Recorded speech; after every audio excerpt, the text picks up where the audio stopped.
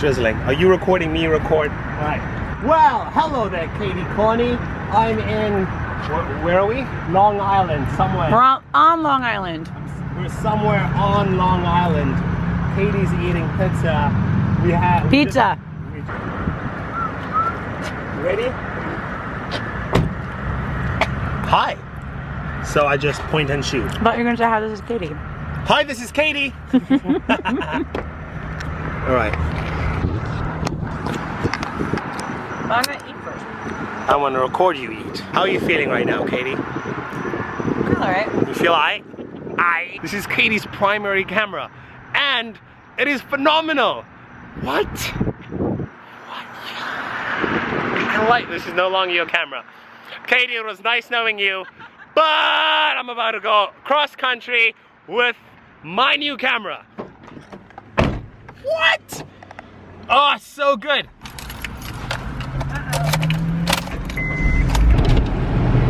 Hi, this is Katie. Katie said I have to tell the camera who I am, or I guess her audience. My name is Gabriel.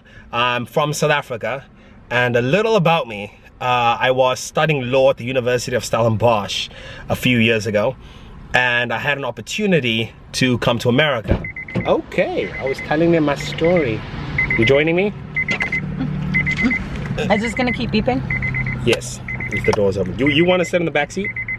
You can be like the... No. Yeah, all right. Let me set it up for you. No. Okay. Hi, this is Katie. Not yet. You gonna say it or should I say? Hi, this is Katie. I have a lot of food in my mouth. Hi, this is Gabriel. That's Katie. That's Catherine. I call her Catherine, but I'm annoyed at her. Hi, this is Gabriel. That's Katie. She's in the back seat eating pizza. Pizza. Pizza. So, about 4 years ago, I immigrated to America. I was 20 years old. So while I was on the plane, I wrote in my journal, and I wrote down 25 things, all right? These are the embodiment of my dreams, my aspirations. These are all the things that I wanted to do in America. But like many New Year's resolutions, I forgot about them. You know, I put them away, and I moved all across the United States several times, and I forgot about that journal, and I forgot about that list. And then 4 years later, which was about March of this year, I found that list again, and it was like an emotional reckoning. It was crazy, but at that time I had a safe, secure job. I was dating a girl for 3 years. I had 2 jobs actually. The second I opened that journal, all of that changed. Within a few weeks after opening and reading those dreams, those goals that I wrote down when I was 20 years old, I had an emotional breakdown. I broke up with my girlfriend. I lost my second job, and I had an emotional breakdown at my first job, and then I resigned. So my reality no longer was what I wanted to live. I didn't want to live my reality. I wasn't comfortable with my reality, and I remembered a part of me whom I forgot, and that just was a lot to deal with. That awakening, that breakthrough was a lot to deal with. The reason I had that emotional breakdown is that I realized by staying in America for 4 years, I was no closer to actualizing those dreams, to actualizing that list, than I was when I first came here. And that was a lot to deal with. So I just redesigned everything. I decided to live by design, and I designed a life where I could make this list a reality. And that's why I started this YouTube channel, for a greater sense of accountability. You're talking on my YouTube channel. They don't even know you have a YouTube channel. Oh. He has a YouTube channel. Yeah, I have a YouTube channel. And he's living in his car, and he's traveling around America. She just simplified everything.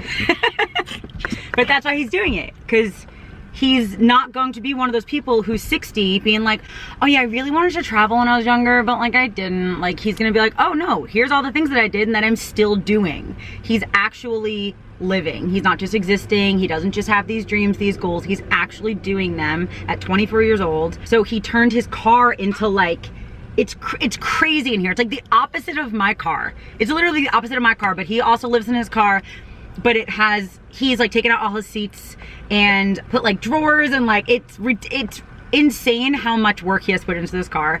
And so he's gonna be traveling, and I just met him. When did we first hang out? A week or two ago? 2 weeks ago. We started talking a few months ago. Oh, yes. Yeah, so go, obviously I'm gonna have like his channel linked here, right here, and in my description and everything. I mean, even if you just wanna watch him for his face and his accent, like I think that's good enough, you know? Like, even if you don't really care about what he's doing. Appreciate but anyway, it. so Thank he's doing you. all this cool stuff, and I feel very like weird being back here, like, hi. Right, this is my first time I have someone shoulder. in the back seat of my car. This is the first. So yes, I'm living in my car. I'm traveling cross country.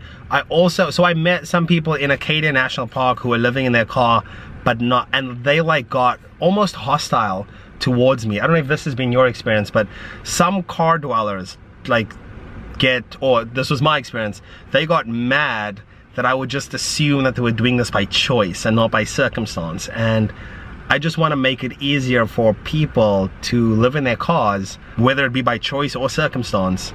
And I really think that this is a great thing. This is such a great lifestyle. I've only been doing this for about 2 months. Katie's been doing this for years.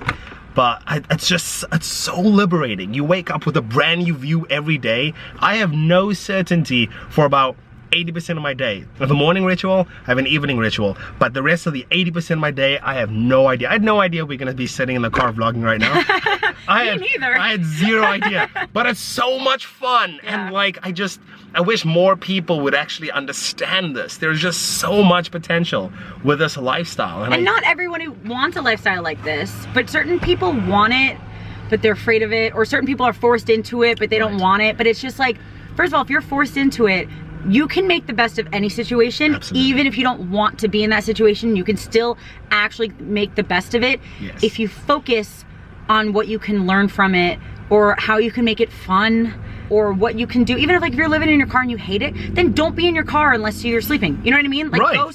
Go spend most of your time out of the car. If you really hate it, you can still make the best of it. But also if you want, and this is like really what Gabriel's doing and why I'm so like he's gonna do such awesome things. Honestly, go subscribe and go follow him now. But no, we're really like, and I knew that a few months ago when you had what, like one, I think it was when you posted your first video on YouTube. That's and I was like, oh, he's gonna blow me out of the water. Like I know he is. And there are some people who have goals and dreams and are just like, oh yeah, I really wish I could do this, but no, he does not say but. He won't say but. It's I want to do this and I'm going to. This is how I'm going to. Well, I appreciate that. Well, it's just true. And like I wish more people lived like you did, because it's a reality that you can actually make happen if you want it badly enough and if you don't let excuses and fear stop you. And you're big on fear just like I am. That fear stops so many people. I know.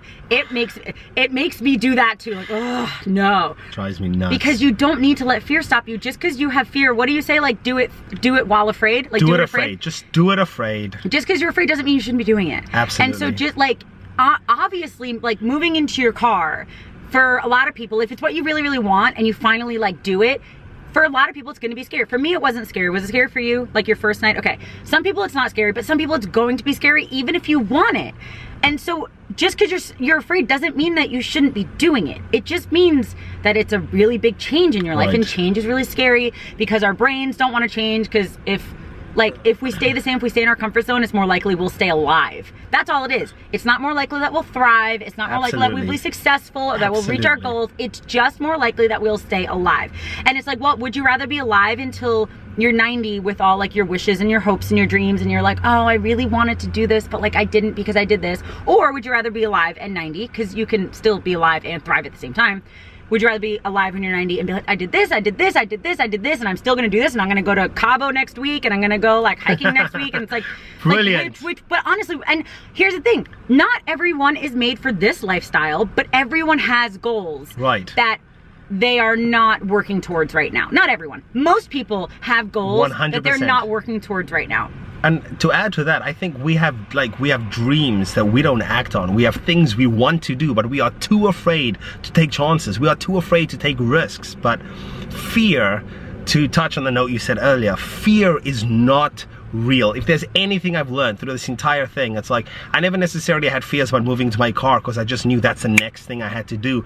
But I definitely felt fear and a lot of resistance about anything in a 3-year relationship, leaving my job, resigning at my job, which was safe, secure. I knew it was a steady paycheck. I had so much certainty in my life. That's what I had a lot of fear around. Like leaving this, as you said, leaving the comfort zone, leaving the safety net for the unknown. But something that I've been telling myself each and every day is fear is not real.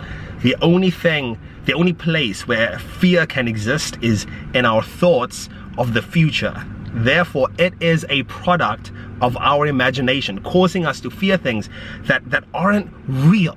They just aren't real. Yeah, we like make them up. So we both get comments of like, well, what would you do if your car got stolen or whatever? It's like, I don't know. Why would you let that worry you? Right.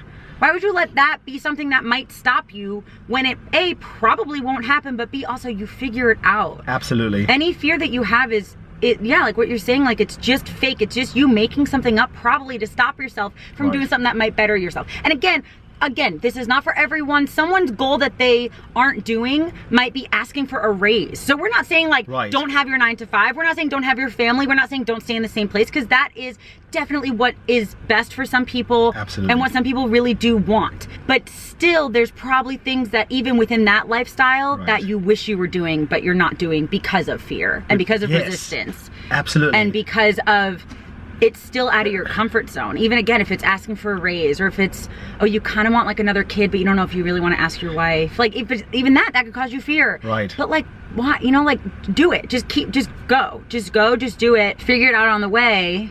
Absolutely. If you just realize that the only thing stopping you is fear, that's it. And once yourself, usually, as soon as you overcome that, bam, everything is just gonna work out. Every single thing will just work out. But you have to have faith. I had no idea that I was gonna move my car. I've been following Katie for 3 years now, and I've always been like a silent viewer. I don't know if any of you are like silent viewers, like you live vicariously through Katie. It's like, oh wow, she lives in a car, she's sleeping in truck stops. So it's like, it's crazy. It's like, but I was living vicariously. I was like, I would never actually do it.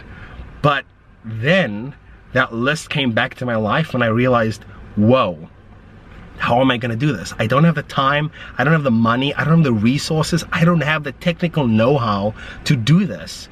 But then I realized, hey, I've been inspired by Katie Carney for the last 3 years. She laid out the blueprint for me. It's right there. Living in your car, where you can sleep, where you can shower, what you can do, what do you eat in a day, and all of these things. It was a blueprint. So I simply just went to a channel. She currently has like over 300 videos. Like there's an entire reference library right there, and anything I needed to learn, I learned in a day. And let's say you don't want to move in your car. Let's say you want to learn a new language, or learn how to code, or learn photography, or any new skill. Open up YouTube. I guarantee you, there is a blueprint of someone who is actively doing what it is you're doing. Not someone who's done it 5 years ago, but someone who's doing it right now. Yes, that's a really, really important thing. That if you're looking for someone to like almost have like a mentor, even if you don't even know them, but just as someone to look up to or something, it'll be easier if you look at someone who's just a few steps ahead of you, because then you'll realize like it's in your reach. Right. It's literally within your reach. Absolutely. But if you look at someone who's too far ahead of you, it won't seem like it's in your reach. Absolutely. You come inundated because there's too much coming in, and you're just like, oh, that's overwhelming. Absolutely. So I can't do it. A lot of people, the word can't is stupid. I hate it's it. really dumb. It is. You can do anything. Absolutely. And so I hate even when people are like, oh, I can't travel because I have kids. You know how many people travel when they have kids? I think I talked about this in one of my videos, but I'm going to say it again. Gary Vaynerchuk, Gary V on Instagram, smartest person in the entire world. Whole world. I am obsessed with him. One of the things that he said, because you guys know that I talk about excuses a lot, and I hate when people make excuses. One of the things that he said was, you can tell it's an excuse versus a reason if someone in your same circumstances is already reaching your goal that you want to be reaching, but you're not because of those excuses. So for example, I can't travel because I have kids. There are people who travel with kids. And so that's not a reason, that's an excuse. So maybe there's something else that's actually a reason, but that one is an excuse. And I was actually talking to my best friend today who is a music producer, and he was saying that like someone that he was talking to who was like a potential client was like, oh, I don't know if we have the money. And he's like, I'll give you the first song for free. My best friend said that to this potential client. So I'll give you the first song for free, how about that? and the potential client was like, well, I don't know if we have the time. And my best friend's like, all right, well, is it money or time? Which is it? Because what is the actual reason here? Because maybe it's that you don't want to do it. Maybe it's fear, and maybe it's self-sabotage. Honestly, those are generally the three things that it really is. If you're not doing something, it's generally because you don't want to, because you're afraid, or because you're self-sabotaging, or because like there's certain, maybe you're not really thinking about it, you know. But a lot of people just keep making excuses, and it's like literally like you could say, well, I would love to buy a house in Cabo, right? And I could be like, all right, here's $1 million, and you still might not do it. So then you probably don't really want to, and that's okay if you don't want to, but then don't talk about wanting to do it, because then that's just dumb. It's just honestly just stupid, because it's just like, well, first of all, that's a disconnect in your brain, but second of all, so many people just kind of exist on a level of like, oh yeah, I'm gonna do this next year. Oh, really? Me too. And then you never do it. But so many people like accept that as a thing, or the same as like, oh, I wish I could do this, but I can't. And then the other person that you're talking to is like, oh my God, I know, me too. Like, I wish I could, but like, I really can't. And it's like not everyone. I'd say the majority of people live on that plane. And then they're just talking to other people who agree, and then it's just like it's like ping pong. And like you're validating the belief, exactly. You're validating a belief that's not even real. So then you're not growing, and then you're just gonna stay where you are because everyone else is staying where they are. Because first of all, everyone wants you to fail. That's just not everyone.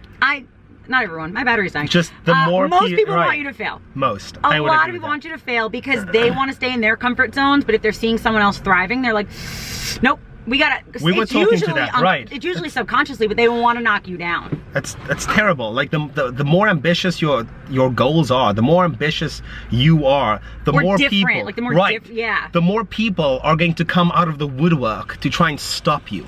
And to touch on that point you made earlier about the disconnect, you cannot. I want to drive this point home. You cannot have $1 million dream with a minimum wage work ethic. It's going to take a lot of work. So we've been in this car for like 2.5 hours. Oh my gosh.